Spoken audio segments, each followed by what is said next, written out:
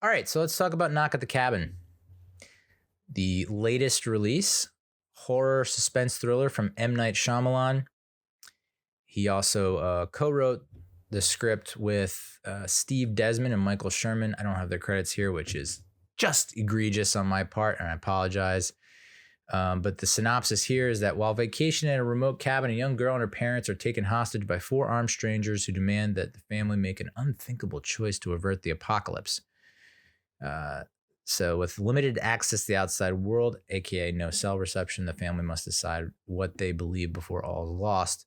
Rated R, and it was released this past weekend, February 3rd, Friday the 3rd. And I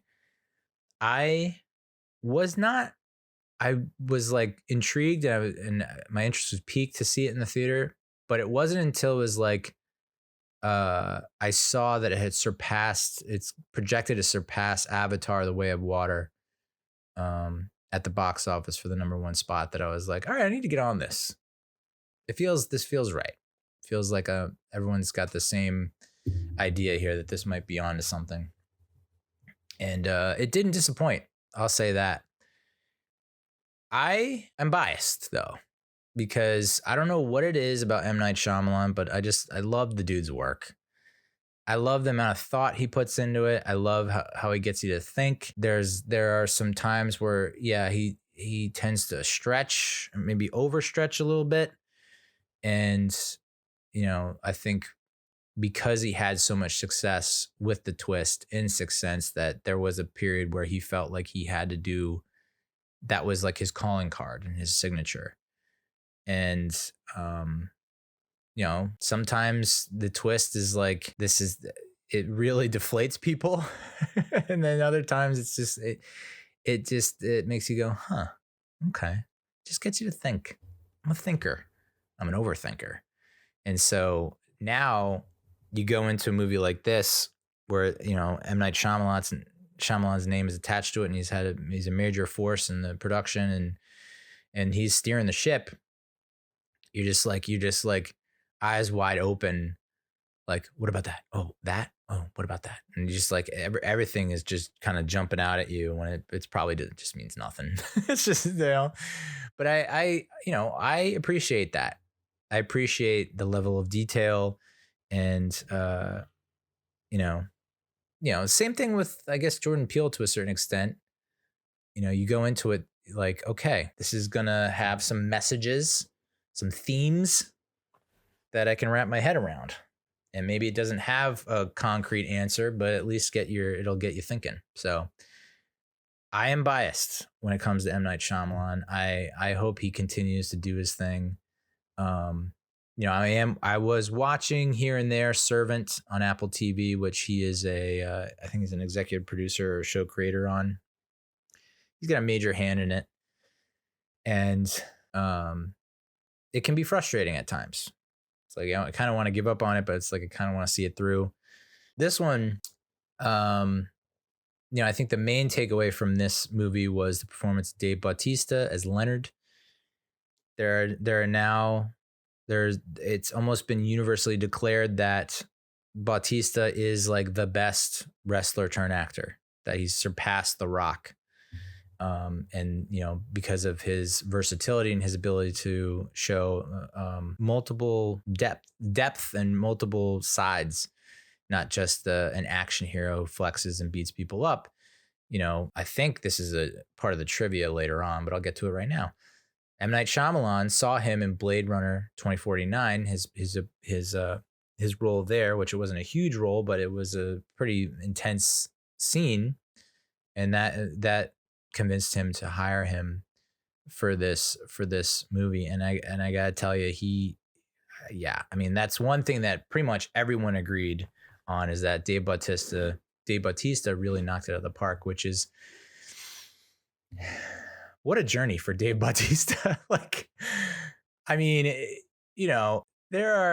remember it was not that long ago that he was wrestling in, I think it was WrestleMania against Triple H, and it was kind of like a comeback, not even a tour. It was just like, I'm coming out of retirement because I want to beat you once and for all, or something like that. And it's like, he's got like the nipple piercings, like the rings nipple piercings. And I think that actually ended up coming into play for the match.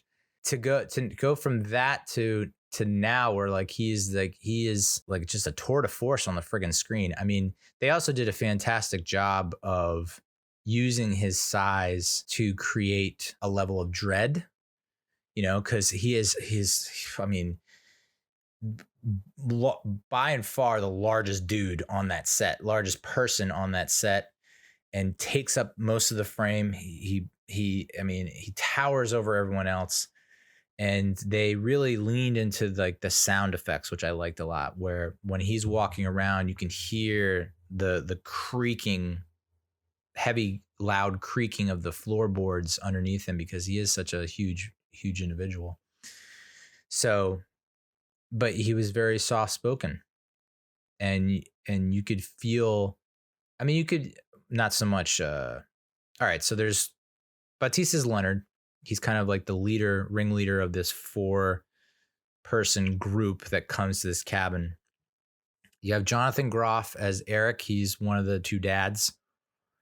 And I like Jonathan Groff. I think he's a great actor. And Mindhunter, he's in that. And he was also, not Sven, Kristoff in Frozen. And he also played King George in Hamilton, I believe. So, he's got a ton of credits, but Dig Groff, and then Ben Aldridge, who I wasn't too familiar with coming into this. He plays Andrew, who's dad, the second dad, or the first dad. Dad 1A, 1A. I don't know. Dad 1, dad 2. I don't even know. His dad Eric, dad Andrew. So he was dad Andrew. You don't want to rank like that, right? You don't rank your mom and your dad, right? So you don't rank your 2 dads. So I just say dad Eric and dad Andrew. And they have an adopted daughter named Wen, who had a cleft lip that they surgically repaired. She's phenomenal in this, but as great as Jonathan Groff is, Ben Aldridge gives a pretty awesome performance. I mean, everyone was good in this, I think. You had Nikki Amuka Bird as Sabrina, Abby Quinn as Adrian, Rupert Grint, who's also in Servant, as Redmond. So, yeah, you have Leonard, Adrian, Redmond, and Sabrina, the 4 people in this group who are experiencing visions, horrific, nightmarish visions, end of the world visions. And they're all very similar visions. And they don't know each other, but they get together on an online message board, and they're able to meet up. And the day that they meet up, they go to this remote cabin in Pennsylvania that is now being inhabited by dad Eric, dad Andrew, and Wen, their 7-year-old adopted daughter, where they're vacationing. I don't know. I think it's Airbnb situation, but that's also something that I don't think it is an Airbnb type thing, because it also could very well be they decided to buy it and this is their first trip there. I wasn't too familiar. I'm not too sure about that. Part of me thinks they bought it because how else would, and we'll get the spoilers in a little bit, but how else would this group, you know what I'm saying? If you know, you know. But a lot of the critics were panning it because they were like, this is just, it's a mishmash of items that feel mushed together, incoherent, loosely threaded, etc. And I don't know. I disagree with it. Unable to suspend their disbelief is what they said. And I was just like, have you been to the movies lately? Have you watched shit like Triple R, RRR, which I watched? I mean, a lot of what you're watching on the big screen, newsflash, is not going to be that based on reality, that grounded in reality. So is it really that far-fetched that this group, who is this group of like doomsdayers, is able to tie together and connect seemingly unrelated events and have this what dad Andrew calls a shared delusion. And that's pretty much the ongoing battle throughout the movie is like, wait, is this real? Like, is this what they're saying? Is that real? Is it just coincidence? So the one issue I did have, so the end, I mean, the ending is it's I don't hate it, and I think it leaves a fair amount open to interpretation because it's not a very black and white ending. I mean, I guess you could interpret it that way to say like, okay, well, because this happened, that happened. There's a corollary and consequential, but I honestly still it's up for interpretation. So, I mean, the first shots that you see of the movie are of like a gas company invoice with like scrawlings and scribbles of like skulls and very like dark, grim drawings. You then have like a paper, a graded paper that also has these kind of apocalyptic, very dark and doom and gloom drawings. And there was probably also like a menu, like a Mexican menu that had these drawings. And then there was one more, I think it was like a patient intake form or like, I don't want to say prescription pad, but it had to do with like a hospital. And lo and behold, that is because Leonard is a second grade teacher who is also a coach of a little boys basketball team and a girls basketball team. You have Sabrina, who is a nurse in an OR. And then you have Adrian, who's a line cook at a Mexican restaurant. And then you have Redmond, who works at the gas company. So it's like, that's how that relates to the storyline. They are all having these similar visions. They're all drawing the same things, but yet they've never met. So like, that's got to mean something, right? And not completely like parallel thinking in stand-up comedy. That's happened to me a couple times where it's like you come up with a joke and you're like, this is gold. No one's thought of this before. And it's like, wow, there's like 3 or 4 other comics who have done it. So pump the brakes there, bro. I like Rupert Grint. I think he does a pretty decent job in Servant. And he's like such a great curmudgeon. He's just an ornery, grumpy guy who looks like he needs sleep. And I can relate. Who can relate? I can relate. Because I had my niece say, oh, you got bags under your eyes, big old bags under your eyes. And I was like, oh, right, because I don't own a mirror. Ugh. It's like it's part of me is like I can't wait for her to grow up so I can just tear into her for all the things that she is ashamed of. But it's like, no, Neal, she's 9. She's an outspoken 9-year-old who speaks her mind, and that's probably a good thing. But maybe, not go so hard in the paint, okay? So they spend when they get into the cabin. Right. Wen freaks out, like Wen's outside playing. Leonard approaches. He's trying to grease the wheels, so to say. Like he's trying to make sure that things go smoothly and they don't panic, which I thought the grasshoppers was a great metaphor, right? Because it's like they're trapping. Wen is catching the grasshoppers and putting them in this big glass jar, and it's got like holes in the lid. And so Leonard is basically explaining like how to catch the grasshoppers properly so they don't panic.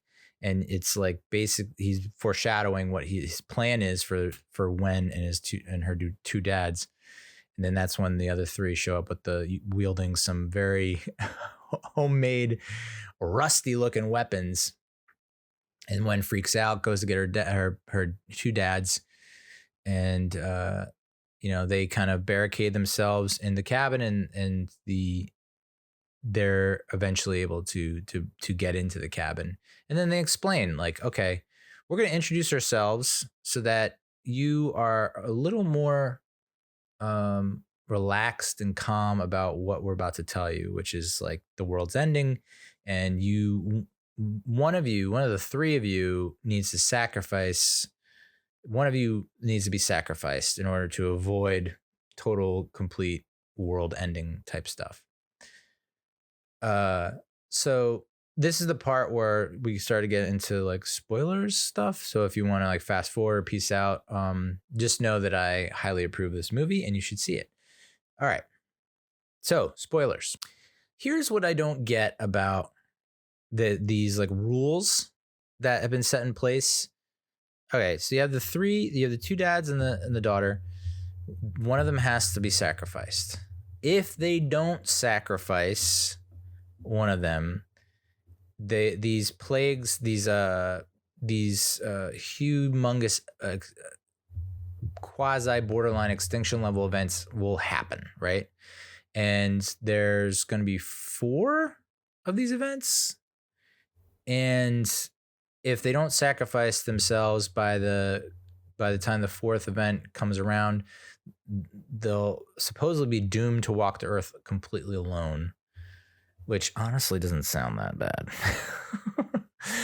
Considering the kind of bullshit I went through today on my commute into the city, where it's like delayed train, canceled train, delayed train, standing room only on the train, delayed subway, standing room only, packed on the subway, like someone's in my groin, I'm on someone's head. Yeah, dude, maybe being alone, I wouldn't mind that. I think I'd be able to. I'm doing all right by myself. Like I say that now, but you like fast forward like 5 years, and it's just I'm like wallowing in my own filth in a deep in the bowels of a basement that I've dug myself. But okay, so I get that, but then the whole like sacrificing each member, like the group of 4, sacrificing a member every, I don't know how often, and like that would bring on the event. So it's like if you didn't sacrifice the person, would the event still happen?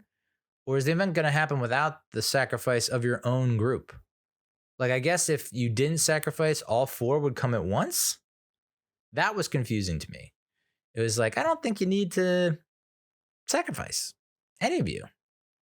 I think it's just like, but that was, I wasn't able to wrap my head around that. So I mean, those scenes were obviously like clench your jaw, clench your fists, clench your butthole. Because those scenes where they have to sacrifice a member were just, I can't, I was sitting in the comforts of a theater with a nice cushiony seat and a big old bucket of popcorn. I can't imagine like being mere feet away in real life, tied to a chair, watching that go down. I mean, that daughter, like they showed, eventually later on in the movie, they show like a future projection of her. She's like all happy and talking to her dad. And I was just like, bitch, please. You're witnessing unspeakable horrors. You don't think you've been in therapy for about 1 million years? So I didn't get the group sacrificing themselves. It's like, did the sacrifice bring on the event? Or was the sacrifice to like make sure the event didn't get too out of control? I wasn't too sure of that, but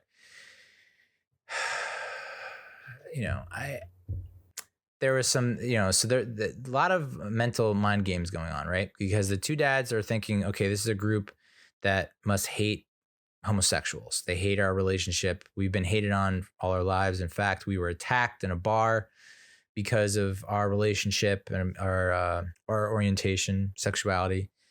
And we come to find out that the guy that attacked one of the dads, Dad Andrew, in the bar is one of the group of 4. So that's like a whole nother layer where you're like, oh, okay. Maybe this is a targeted attack. This is a coordinated attack. This isn't as random as they want to paint it. Because the whole time you're like, well, why this cabin? Why these 2 dads and the daughter? Why? And you come to find out later on in the movie that it's because they were picked because of their pure love for each other. Okay, yeah, sure, I'll buy it. Throw into the mix that Eric's concussed, right? He got hit pretty hard by, I think, Sabrina in one of the altercations while they were trying to escape initially. And it's like, so his judgment is clouded, right? His head's ringing, his vision's not all there. You know, during the initial the first sacrifice, he sees a figure, or he thinks he does. And it's like, well, you're also concussed. So there's a lot of doubt. And it's like, who do you trust? Who do you believe? So that was just ongoing throughout the movie. Like, Dad Andrew's convinced. Well, his argument was sound at first, but then it was like he keeps saying that they knew, the group of four knew that these events were going to happen, or this is pre-scheduled programming. Like, I wasn't really too sure about that. But you come to find out that Andrew's like a human rights attorney, and he's seen some shit, some really awful stuff that has made him have a lot of doubt about humanity as a whole. And so he's not willing to participate in any of this. But Eric, played by Jonathan Groff, he does come around, and he starts to kind of buy into it, even though he's denying it. He's like, well, I don't know, like, they kill one of their own, and then one of these events happens. Seems like a little too coincidental, a little too causal. I hope I'm using the word correctly. But the four events of the apocalypse: the oceans will rise, a plague will descend, the sky will fall, and unending darkness will blanket the earth. So, and they talk about like God's finger like scorching the earth. So the oceans will rise. They end up sacrificing Redmond, who, basically said that he was young and dumb when he was younger, or he was young when he was younger. Did you know that? Wow. No, he was dumb when he was younger. He went to jail based on a stupid crime, but it was because his father beat him. So you kind of feel bad for him, but at the same time, you're like, okay, maybe he's mended his ways. And then you find out later that, oh no, Redmond is this dude who, broke a bottle over Andrew's head strictly because of their sexual orientation. So that throws a lot in haywire. It's like, this is extremely coincidental. Like the fact that the guy who beat us up is now here with weapons, claiming it's the end of the world. I mean, could you blame Andrew and Eric at all for thinking otherwise? So oceans will rise. So after Redmond's killed, sacrificial ritual, whatever, sacrificial killing, there's an earthquake, which is like 8 point something off the coast, but it was 4 hours beforehand. So you're thinking like, oh, like they friggin' knew about that, and they're using that as their justification for what they're doing. And then another earthquake hits that's like 8 something, and it sends up these mega tsunamis that just like crush the coastal areas. Which, by the way, the people on that beach, what are you doing? You're seeing a gigantic wave, and you saw it for like a few good seconds where it's like, okay, that's bigger than a normal wave. I don't know. I feel like people, it's just crazy the amount of people that were just filming it, and they're just like, oh, that's a big wave. But I don't know. I'd probably do the same thing. It's like, does that wave seem big to you? And people will be like, yeah, Neal, stop freaking out. You always worry too much. All right. And then it's just, well, now we're just debris. We're just seaweed floating around. So that's the first one. Plague will descend is the second one. So this was Adrian, right? Adrian says that she's a line cook at a Mexican restaurant, and that she didn't mention this before, but she has a son named Charlie, and he loves pancakes. And so both the dads are like, no, we're not buying that shit. You know, you're throwing that out there to like kind of pull at our heartstrings and our soft spot, and we're not buying it. You don't have a kid, And that's one of the worst lies we've ever heard.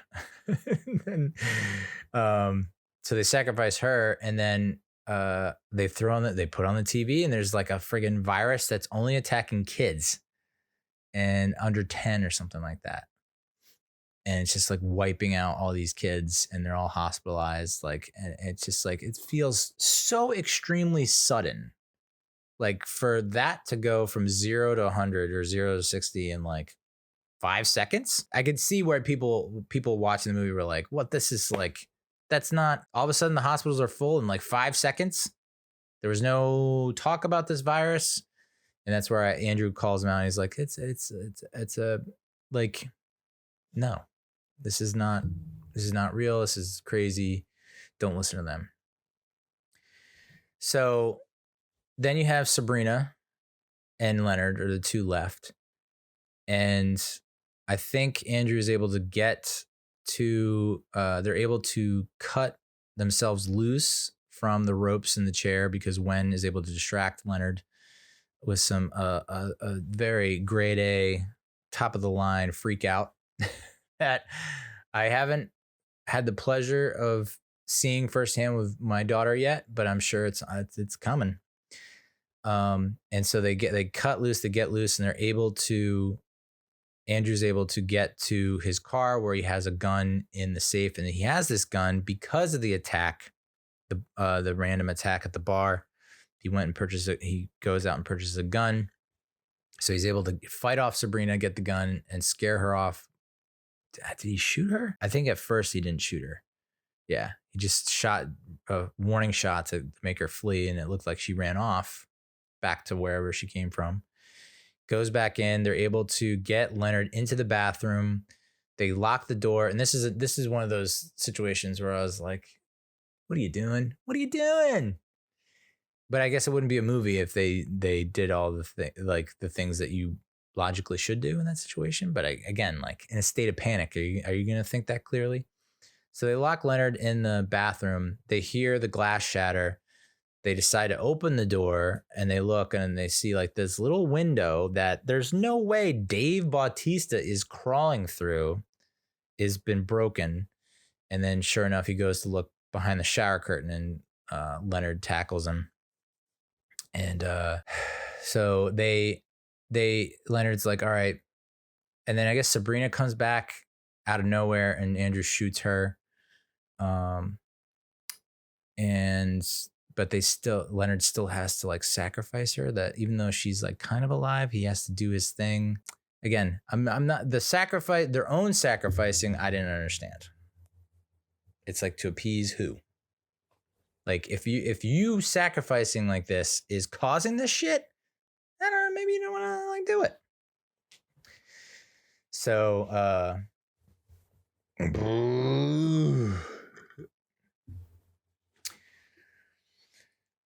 that's when, after he sacrifices Sabrina, that's when the planes, and I remember seeing, I guess, glimpses of this in the trailer, and I was like, oh snap. I think that was when I was like, okay, this is I'm in on this. This seems like crazy insanity. But so Sabrina's sacrificed, and then these planes just start falling out of the sky. And they say like 700 planes falling out of the sky and crashing. And it was like, that'll do it. Like, earthquakes with a mega tsunami, it's like, man, we've been there before. And it's horrible and it sucks. And, we have to rally together to figure it out and to send relief and whatnot. And the pandemic, we just went through, I mean, we're kind of still in one. I don't know. Are we in one still? I don't know. And like, okay, the pandemic, like, familiar territory, 700 planes across the globe just falling out of the sky and crashing. Don't think we've been there yet. So that one was like, that really dialed it up a few notches, and made it, I think that's where, it started to get definitely more real for Dad Eric and Dad Andrew.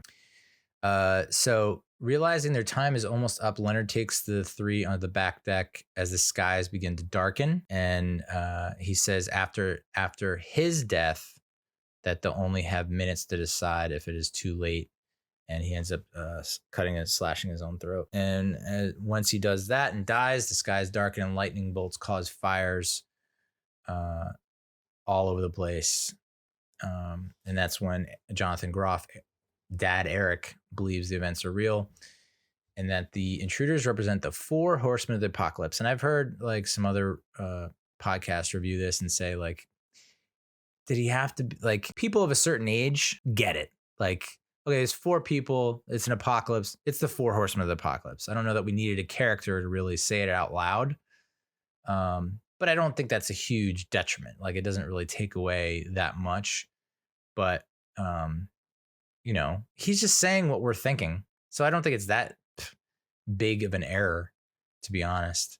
And so he finally caves in and is like, I'll sacrifice me. I had a vision of when as an adult and she was with you and you two were happy and the world was normal. It wasn't apocalyptic at all. So I think I'm the one that needs to be sacrificed. And this is where this is also open for interpretation because you don't necessarily see Andrew shoot Eric. You just see them close together and then you hear a gunshot and Eric falls. So it's very possible that Eric like maybe takes the gun or points the gun at himself and pulls the trigger, and Andrew had nothing to do with it. Even though there were claims throughout the movie that Andrew was so vehemently against all this because he was too scared. He was too scared because he did believe it. That's why he was so scared and so breathless throughout the movie. It's like, he just, he actually did buy into it. So lightning strikes the cabin, setting on fire. Andrew and Wen find the visitor's truck with the belongings that corroborate the stories. So they were telling the truth. And then they drive to a crowded diner nearby and watch news reports confirming that all the events have subsided. And once they return, there was some criticism of that as well. I was like, well, they're in the middle of a pandemic. There's all this shit going on, and why is the diner crowded?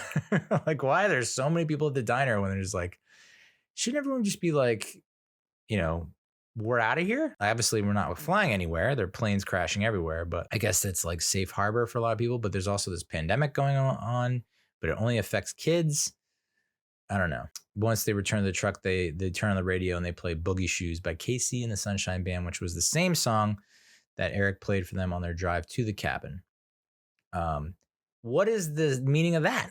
The significance of Boogie Shoes coming on over the airwaves and playing that? Is it that not great minds think alike, but like maybe this group wasn't as different from them as you would think? Like they're not they're not these crazies, but maybe they were suffering from these horrific visions and hearing screams and reliving the same apocalypse, over and over and over again. Despite all that, they still had an affinity for Boogie Shoes. I don't know. So I liked it. We talk about like it feels like there's certain commentary on just the doom and gloom of the world. I mean, you can't turn on the news without hearing some other catastrophe that happened. I mean, there was an earthquake in Turkey that killed, I don't know how many people, thousands of people. There was a derailment of a train in Ohio. So it's very easily and logical for one to think like, I mean, just throw a dart at the wall and at a map, and you're going to find like a disaster going on. And how do you absorb that, but not let it completely debilitate you? Doom scrolling. I mean, think about, scrolling through your newsfeed and just seeing like tragedy after tragedy after tragedy. The Tyree Nichols murder. I mean, like cops are still killing black folks, and like school shootings are still happening. It's like every day there's some other crazy friggin' tragedy that impacts us and affects us. And so very plausible for these two dads to be like, I mean, this shit's happening every day. And they're just going to like use these events to justify to get us to kill one of us? Like, no.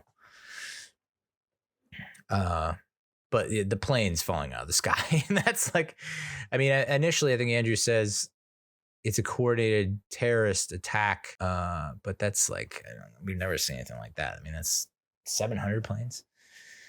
So let's dive into some trivia. It's the first time in 10 years that M. Night Shyamalan shares screenwriting credit since After Earth, which not great. I don't think I've watched it from start to finish. I was kind of pumped for it because I was like, Will Smith, hell yeah. And then his son, I was like, well, maybe this is the breakout performance his son needs to get to that next level. And it was just like, I don't think I watched it from start to finish. This is the one that there wasn't a ton of trivia, but this is the one that really spoke to me, I guess. There was only like a handful of items. The strangers are each wearing a different colored shirt. Dave Bautista's character Leonard is wearing white, which symbolizes purity, simplicity, and cleanliness, but also innocence, which makes sense. Second grade teacher, coach of kids teams, deals with kids all the time, dealing with innocent beings, people who are not corrupted and jaded like divorced dads living by themselves. But also simple, pure, clean, soft-spoken, was well put together, very simple outfit, simple demeanor, and clean. You know, it seemed like he was not a sloppy guy at all. Not like this guy staring back at you right now. Redmond, played by Rupert Grint, was wearing red, and he symbolized, so I think he was malice, right? So Sabrina was healing, the nurse was healing, Adriana, the line cook, was wearing blue. She was nurturing. Leonard was purity, and Redmond was malice, which I don't understand how those four are hanging out together as a group. Well, I guess there's always one black sheep, right? But Redmond's wearing red. He was malice, and red can mean action, passion, aggression, and also impulsive behavior. And he was check, and check. You know, I think when they were going through their whole spiel at the beginning, he was like, this is bullshit. Let's get it over with. We're wasting time. Very aggressive towards everyone in general. And he's the one who, like, you know, couldn't control his emotions in that bar and attacked one of the dads. Sabrina is the nurse. She's wearing yellow. She's healing. Yellow can mean intellect, which she has a great deal of medical knowledge. And she encourages communication. So she is the one. I mean, I guess her and Adrian are the ones who are like really are being as persuasive as possible. I also saw something about having religious significance, but she said in the movie, she's like, I haven't been to church since I was a kid. And so that's, that's her way of saying, like, I'm not a religious zealot. Like, woke up one day and just started having these visions. Adrian, the line cook, is wearing blue. She symbolizes nurturing, and blue is the color of compassion, trust, responsibility, and relaxation. But it also can symbolize, the meaning can be sacrifice and mourning, which makes sense. You know, she is obviously, I would say, well, it's tough to say, out of the four, she seems the most impacted and affected by what's going on. Although Sabrina is a close second. Like, you can just see, like, they're put in an impossible spot, you know, that, like, if they don't do these things, the world's gonna end. And it's like, I don't know. But line cook, she, in the course of the movie, she cooks breakfast and serves it to Wen, and she's like, this is how I show love. This is how I show nurturing. Like, food is, my medicine. That's how I heal people.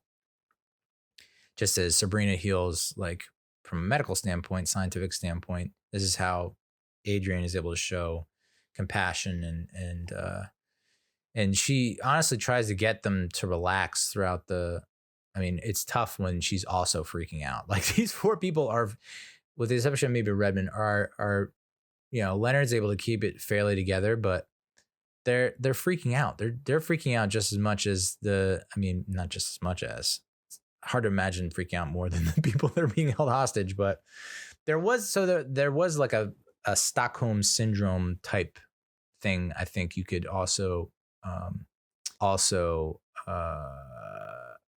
state in this. You could also say that there was a Stockholm syndrome thing that took over Eric, and that combined with the concussion probably led him to say, yeah, sacrifice me. But if you look at Andrew's dad Andrew's t-shirt, he has elements of each of those colors: yellow, blue, red, and white, which the person who wrote this trivia tidbit was saying that possibly hints that he would be the one to survive. Okay. Seems like a bit of a stretch, but I mean, what isn't a stretch in this movie? And I'm not saying that in a negative way. I just, I really appreciate it. So there's no real twist here.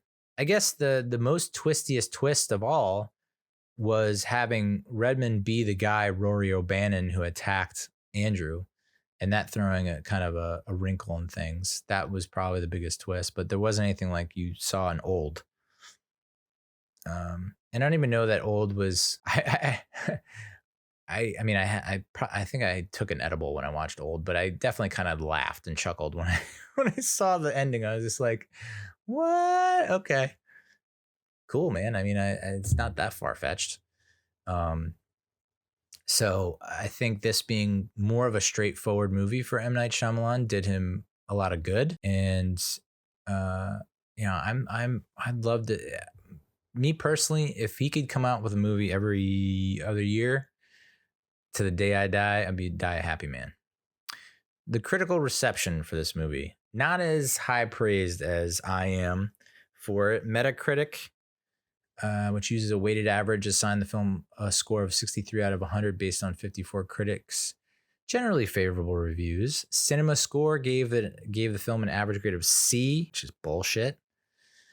56% positive score, with 35% saying they would definitely recommend it. I am one of those 35%. I'm definitely recommending it.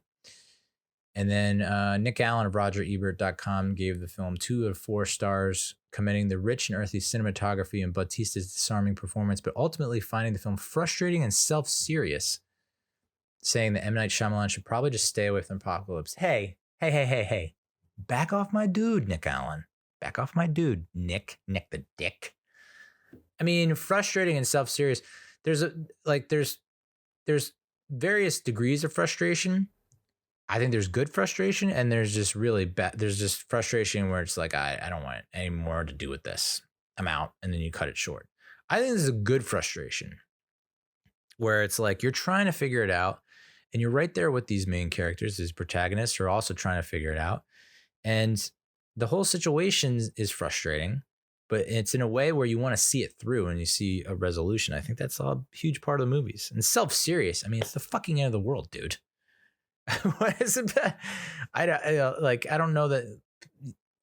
Where are you supposed to crack jokes in this movie? So I don't know if I agree with all of that. A.O. Scott of the New York Times said, for all its skill and cunning, Knock at the Cabin is an overwrought, quasi-theological melodrama that also manages to be half-baked thought experiment. It's a thrill ride in a toy trolley. Grow up, A.O. Scott.